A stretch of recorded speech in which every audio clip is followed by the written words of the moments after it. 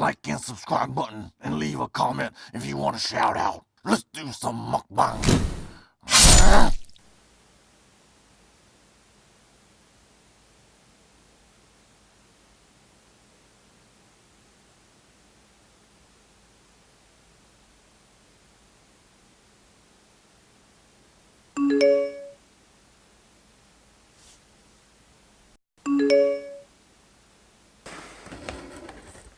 Hey, what's going on everyone? Welcome to another mukbang episode here. Today we're going to be doing some pizza. And I got me some Cinnabons here. Let's see. Some Cinnabons. And I got me a large pizza from Pizza Hut. It's a meat lover's pizza. There you go. Little 3D action there. But yeah guys, I just woke up from a nap, so I'm really tired today. I've been working on projects at work, so they've been overworking me, so I didn't even get off work till midnight last night. But anyways, let's dig in. Forget the talking for now. Let's just dig in. So I love me some Pizza Hut. Now here's the question. I have not had Domino's in years, and I heard they updated their recipe, but the last time I had them, it used to taste like nothing. So let me know if I should try some Domino's. Oh, here you go.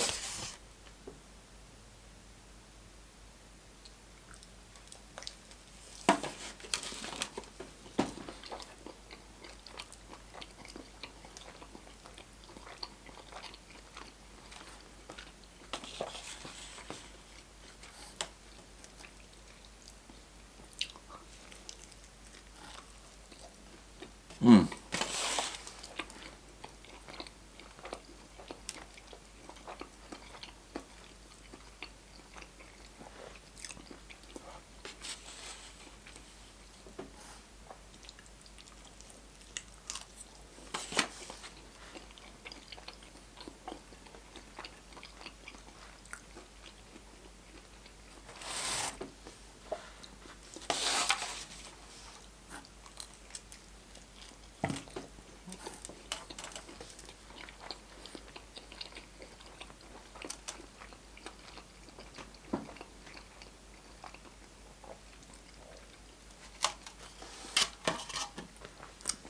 One that's not a good angle for a pizza. Let me see.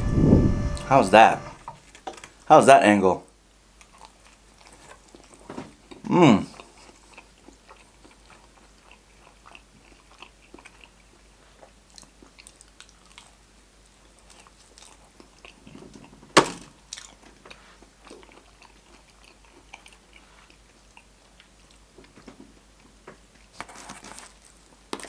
Yeah, I think they left it, even though it's good, but I think they left it in the oven for a little bit too long. A little bit dry.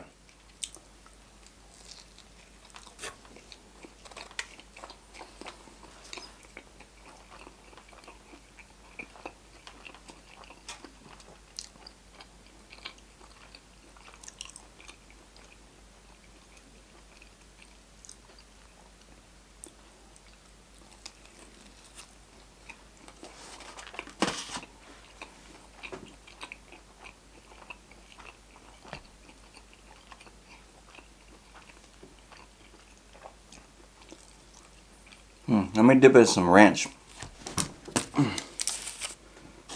There's some ranch.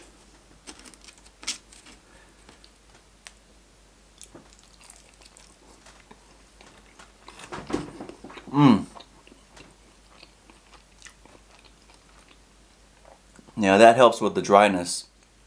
But I don't. Maybe it's dry because they didn't put marinara. They didn't put the sauce on there. It doesn't seem like there's any sauce on there.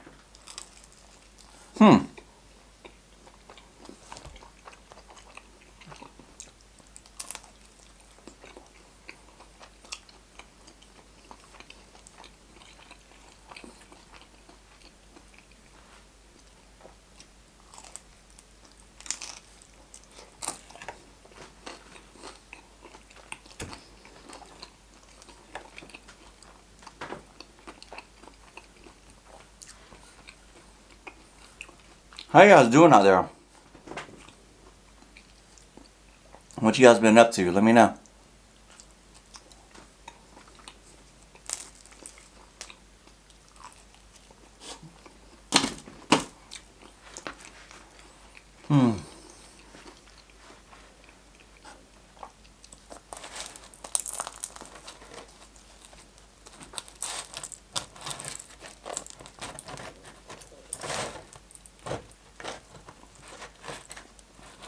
Yeah, with that nap, got me up kind of late right now.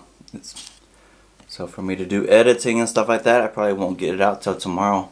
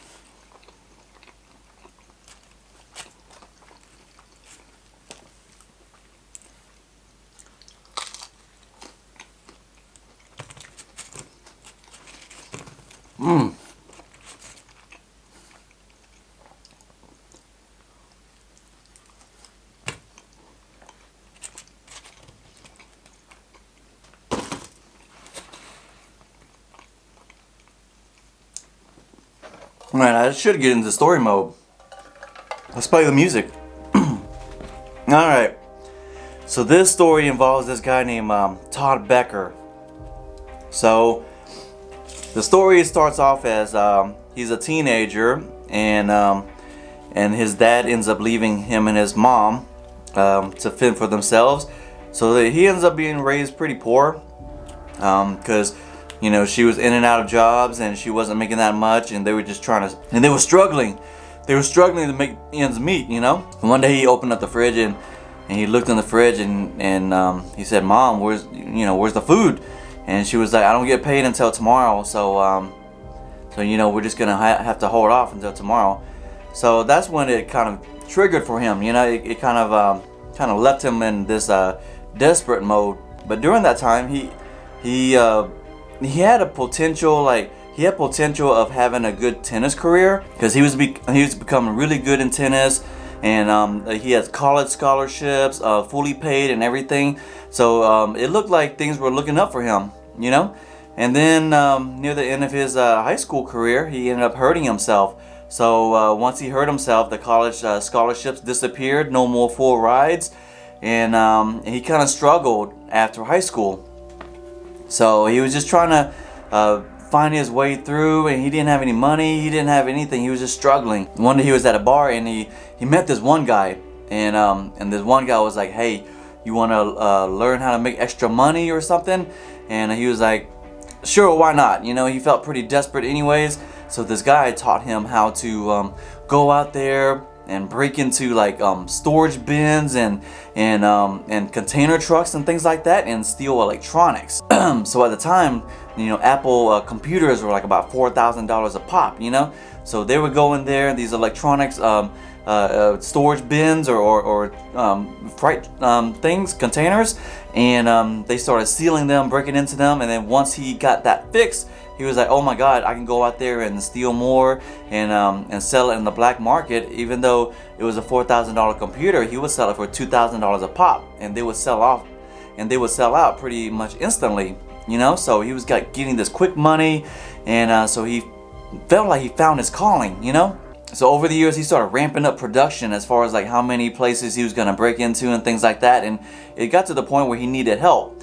So next thing you know, he brings in his other two brothers in, and so he sat there and he convinced them, was like, hey man, I know you need some extra money. So one of his brothers, him and his girlfriend was trying to do internet porn, you know.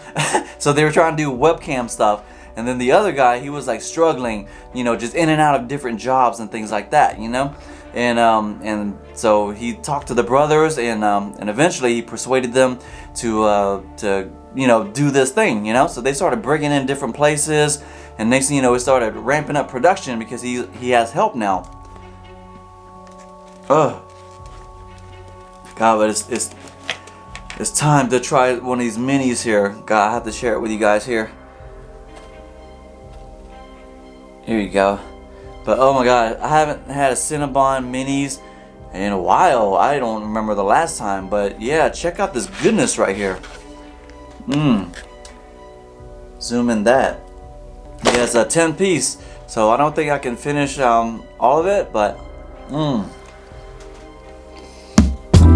man, I love some Cinnabon.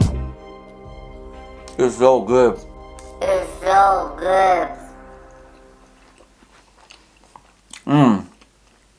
And I paid $6 for that. So for about, I think like $3 or $4 at the mall, you can probably get one of those big ones.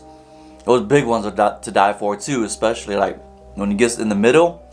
It has so much of that cream that they put on there or whatever it is.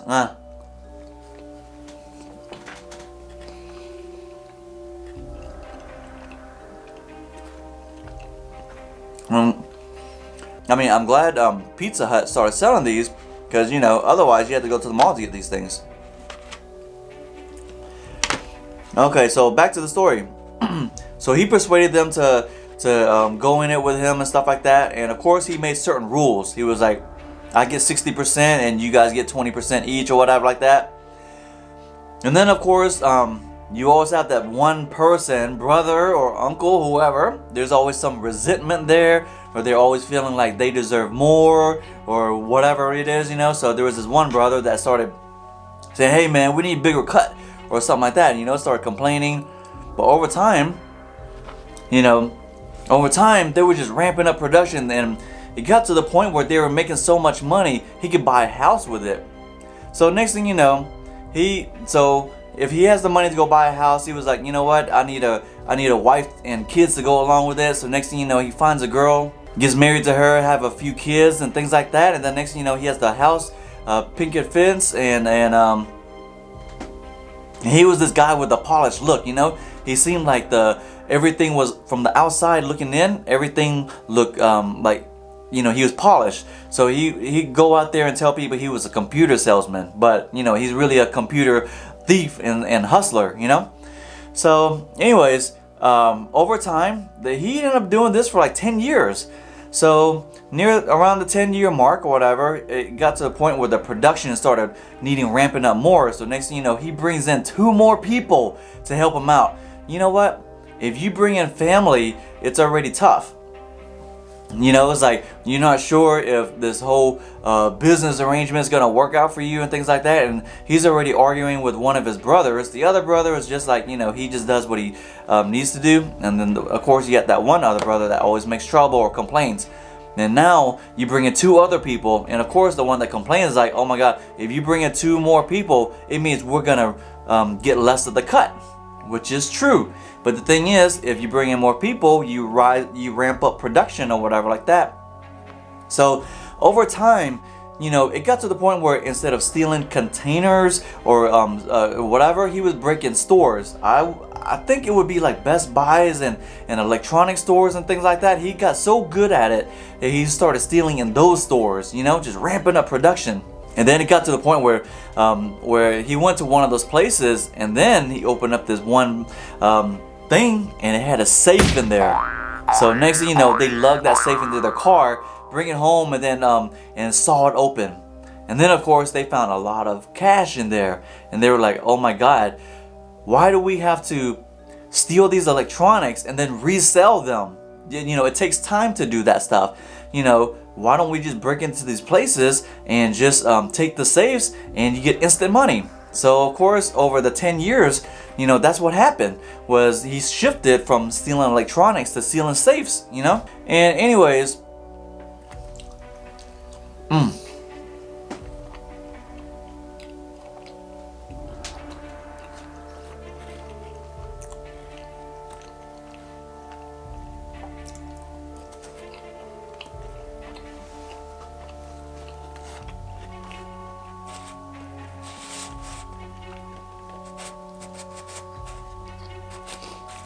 so at one point later on, down his thieving career, him and his boys they actually were at the location, and they saw and opened the safe or whatever like that. Instead of bringing it home, they would just saw it right then and there, and one of the blades broke. So it was really early in the morning, and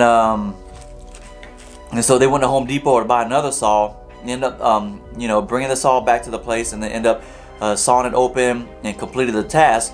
But when they were driving home, they realized, oh, they left the saw there. So they had to go back.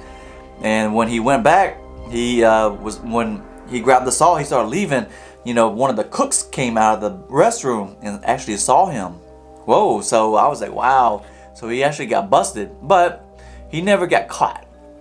So during that time for that.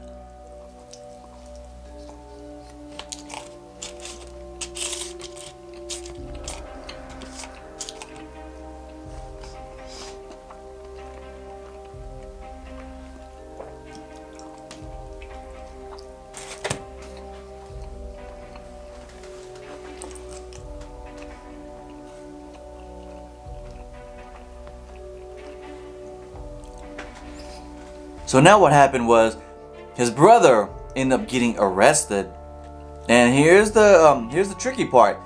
So his brother ended up beating his girlfriend, so that's what put him in prison.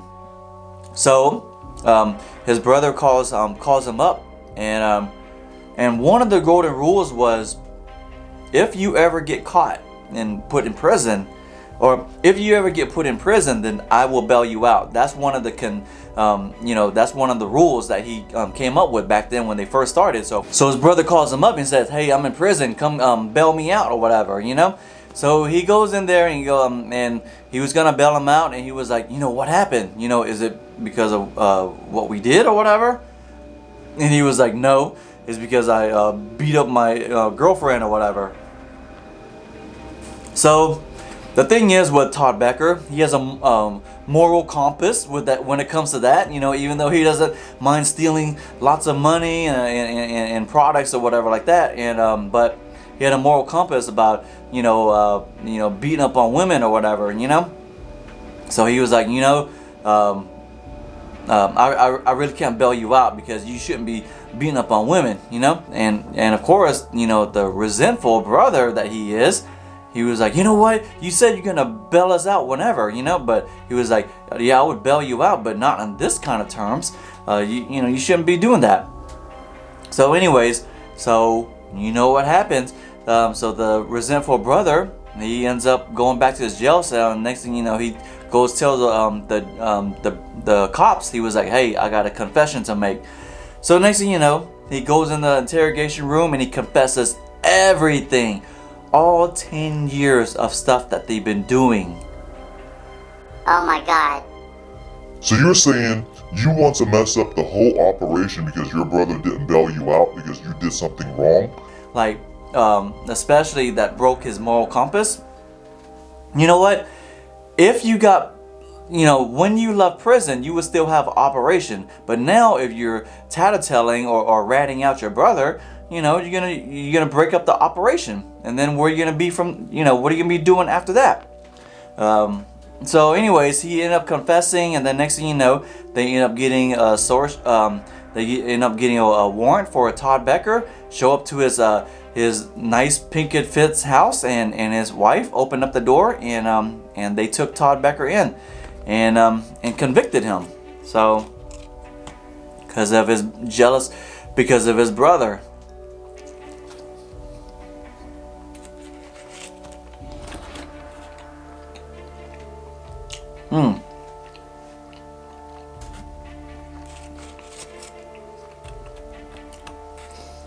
All I can say is, Bro, that ain't cool.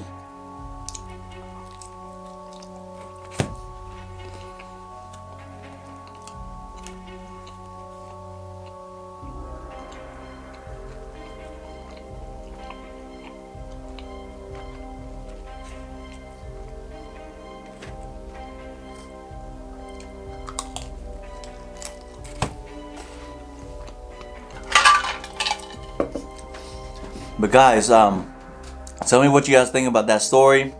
Should he have ratted him out? What do you think?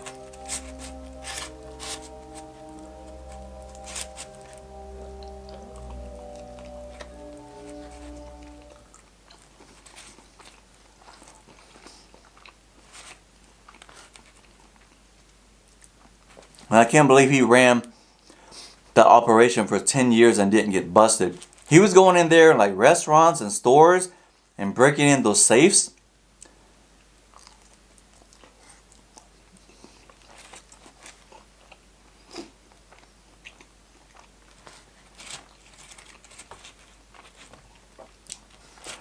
You gotta be making some pretty decent money for you to bring in a salary's worth of money to, buy a house and take care of your family and things like that. You know what I mean?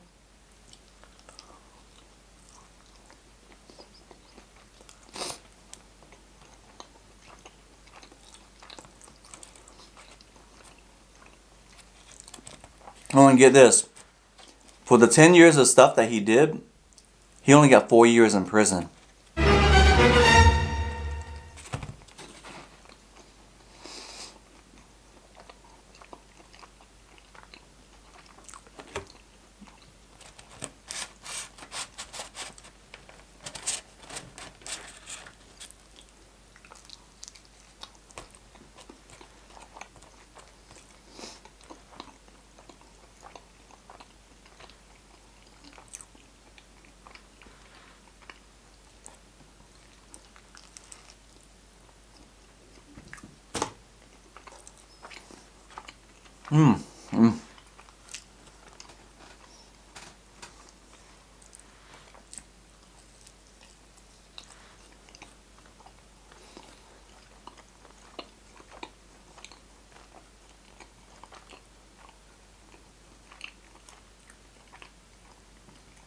Oh my god, the Cinnabon's so good today. Not too dry, nice and moist.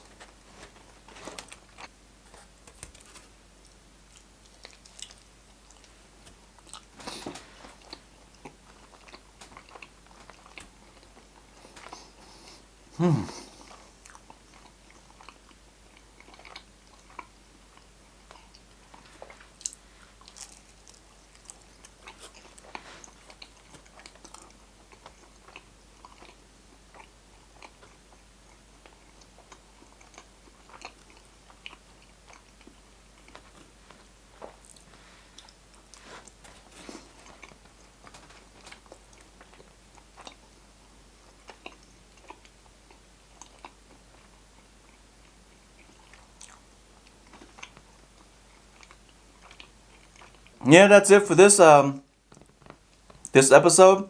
Thanks for hanging out with me, and I'll catch you guys next time. See ya.